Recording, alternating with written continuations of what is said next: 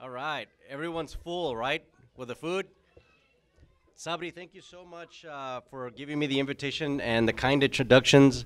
I ate way too much food, but it was very delicious, especially the tea and the baklava. It was very good. Well, I want to start off by saying marhaba, right? Or merhaba, right? Is that correct? My name is César Blanco. I'm a state representative for District 76. And just to let you know a little bit about the district that I represent is about 165,000 people in El Paso. So if you're familiar with the territory, there's from Copia Street all the way to Socorro. Everything south of I-10 I represent. And then the only parts north of I-10 are the Loreto High School, the Burgess High School, and the Eastwood High School area. So those are the areas. But I'd like to thank Sabri and the Raindrop Turkish House leadership for always being such a great help, and for the wonderful donations that you all have helped me make to the Women's Battered Shelter. You all recently provided several pounds of meat, and this is a shelter where women seek refuge when they've been physically abused by someone that they love. But with the help of the Raindrop Turkish House, we were able to provide several hundred pounds of meat so that the women can feed their children in the shelter. So thank you all very much, and let's give you all a round of applause for that. You know, just a little bit about myself. I grew up here in El Paso, and very much like many Mexican Americans or Turkish Americans or any ethnic background, we come from a family of immigrants. And my grandparents were immigrants to this country. They were from Mexico. And they came to this country to better build a better life for themselves and for their children. And it's given me the opportunity to go to high school and go to serve in the military. I served in the military for 6 years, active duty, all over the world. And it gave me the opportunity to come back home and use my GI Bill and go to UTEP and earn my degree in political science. And for the last 10 years, prior to that, after that, I worked for several members of Congress, Congressman Silvestre Reyes, Ciro Rodriguez, Pete Gallego, Sheila Jackson Lee from Houston. But I also had the opportunity to work for President Obama when I was his Western States political director. So I had all of the Western states under my jurisdiction. I had from Texas all the way to Alaska. So whenever the president would travel to any of those states, I would write his memos, all of his memos that he had to read about the states, and then I would fly there, and I would advance and be with him in the room. So when he would meet people, I would hand him a card and, Mr. President, this is so-and-so, and it was great experiences. Some of the greatest experiences of my life, and it's taught me that in this country, those things are possible. In high school, I didn't have the opportunity to play sports. I didn't have the opportunity to do extracurricular activities because I worked. I worked in restaurants at a very young age, washing dishes and bussing tables. But it's a beautiful example of how this country is good to our immigrants. My grandparents who came here had their children, who had me, and gave me an opportunity to go to high school, go to college, serve in the military, and work up a career where you end up working for the President of the United States. So it was a beautiful experience.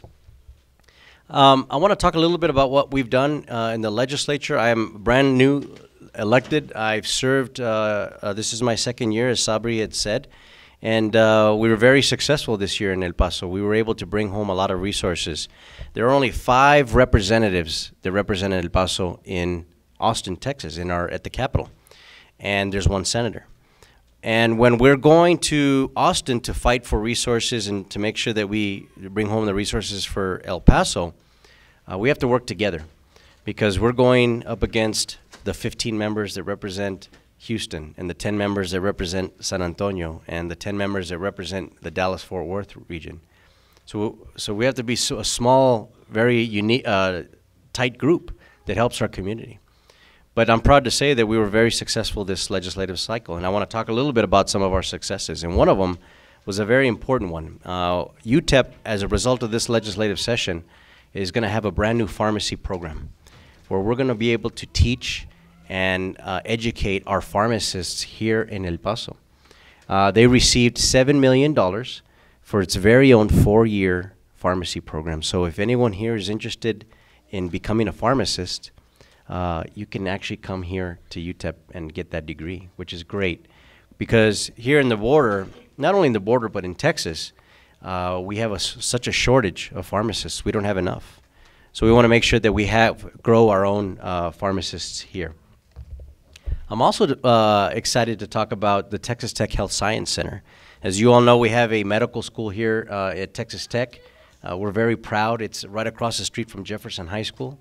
It's an area where there's poverty, but it's exciting that our students who are attending Jefferson High School, who come from humble roots, see across the street that there's a medical school, and that they're able to go to that school, and that their hopes and dreams can be real, right? That not that some medical school is far away. It's right here in El Paso.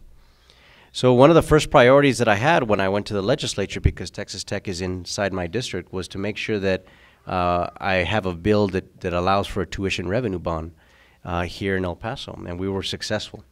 And because of that tuition revenue bond, we're going to build a brand new building. It's going to cost $75 million, but it's going to be state-of-the-art classrooms and laboratories, so we can grow more doctors and more nurses here in El Paso. So we're very proud of what we did there. I also I'm proud to sponsor several local bills that help local businesses here in El Paso. Who here owns their own business? The magician. That's your own business. But you know what we did, Senator Rodriguez and myself, we wanted to give local counties the opportunity to contract with local businesses and give local businesses the opportunity to bid 5% higher than any other bidder, which gives local businesses the opportunity to contract locally here with our county. Right now, the county doesn't have the authority. The city does, but the counties don't, and my bill was able to do that.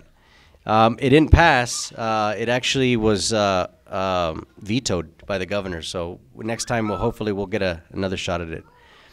But I'm also proud to talk a little bit about veterans health care and some of the things that we've done this session.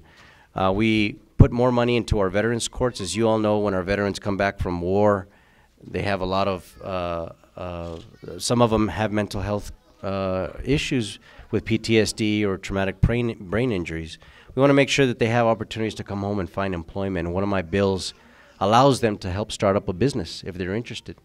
Another bill allows them to identify jobs that they're able to qualify for here in El Paso or in the state of Texas. So I'm really happy that we were able to do that. Now, aside from the work at the Capitol, we do a lot of work here in El Paso, and one of the things that I'm really proud of is that we had our first U.S. citizenship workshop. And we had over 100 immigrants come to a high school, and I asked 8 immigration lawyers to come to the workshop to work for free for one day. And we had over 150 immigrants from all over, not only from Mexico, but from everywhere, come to the workshop, get their paperwork filled out, have the attorneys take a look at all the paperwork, make sure they qualify.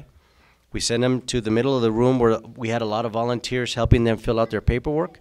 And then finally they go again to the immigration attorneys to review everything, and they have their package ready to submit to USCIS for processing.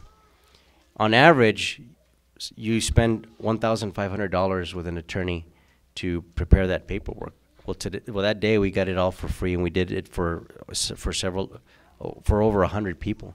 So we did that, and we're going to continue to do more of those type of events throughout the year. We also had an Obamacare enrollment opportunity where we enrolled people to qualify for Obamacare. We are going to have a tax preparation. If you have your taxes and you want to do them for free, we're looking, we might have it at Riverside High School, but if you want to do your taxes, on average, taxes cost between $50 to $100 on average to prepare your taxes. We want to do it for free as a service for our community. And we're doing a lot of other things. During school, we selected some of our schools that fall under the poverty level line. We were able to work with many groups to contribute backpacks and back-to-school supplies for our kids, and we handed off backpacks, free backpacks with school supplies for our kids that were underprivileged.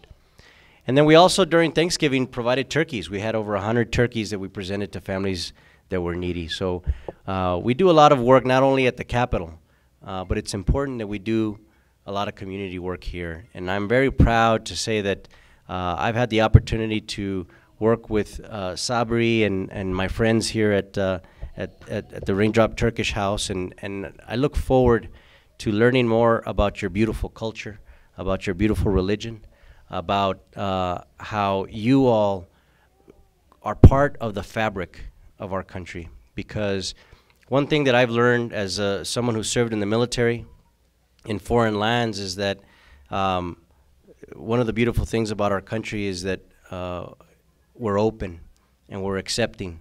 And what makes this country great is that we have everyone mixed together, living in harmony and in peace. And that's important. I know the presidential debates have been very negative and sometimes divisive. And I don't think that represents our country. I think what represents our country are these kids right here that are playing together, no matter what background they are. And that's the beauty of this country. And that's the beauty of El Paso. So, Sabri, thank you very much for the invitation. I plan to come again. I plan to bring my girlfriend here and have a lot of baklava, because I really enjoy the baklava and the tea. But thank you.